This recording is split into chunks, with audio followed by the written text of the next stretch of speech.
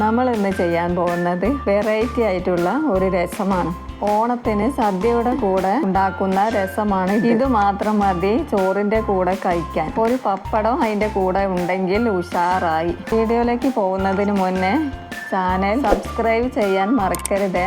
കൂടെ ഒരു ലൈക്കും ചെയ്യണേ. അതിനു വേണ്ടി 3 തക്കാളി, കുറച്ച് വെളുത്തുള്ളി, കുറച്ച് മല്ലിയില, കുറച്ച് കറിവേപ്പില, പുളി കുറച്ചെടുത്തിട്ടുണ്ട്. ഒരു മിക്സിൻ്റെ ജാർ എടുക്കുക. അതിലേക്ക് കുറച്ച് ജീരകം, നല്ല ജീരകമാണ് കേട്ടോ. 2 സ്പൂണ് കുരുമുളക് പൊടിയല്ല കേട്ടോ, കുരുമുളകാണ്, കുരുവാണ്. തുള്ളി കുറച്ചിട്ട് കൊടുക്കുന്നുണ്ട്.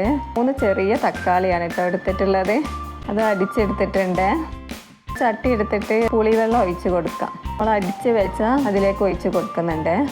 മഞ്ഞൾപ്പൊടി, 1 ടീസ്പൂൺ മല്ലിപ്പൊടി, മല്ലിയില ഇട്ട് കൊടുക്കുന്നുണ്ട്. ഇനി നമുക്ക് എത്രയാണോ രസം വേണ്ടത് അതിനനുസരിച്ച് വെള്ളം ഒഴിച്ച് കൊടുത്താൽ മതി. ഉപ്പ് ചേർക്കുന്നുണ്ട്. കായം, ഇത് ചെറിയ പാൻ വെച്ചിട്ടുണ്ട്. വെളിച്ചെണ്ണ ഒഴിച്ചിട്ടുണ്ട്. അതിലേക്ക് കായാണ്, നമ്മൾ വറവിൻ്റെ കൂടെയാണ് കേട്ടോ കായ ഇടുന്നത്. അപ്പോൾ രസത്തിന് നല്ല ടേസ്റ്റ് ആയിരിക്കും. കടുക് ഇട്ട് കൊടുക്കുന്നുണ്ട്. കുറച്ച് കറിവേപ്പിലയും ചുവന്ന മുളക് 3 എണ്ണം എടുത്തിട്ടുണ്ട്.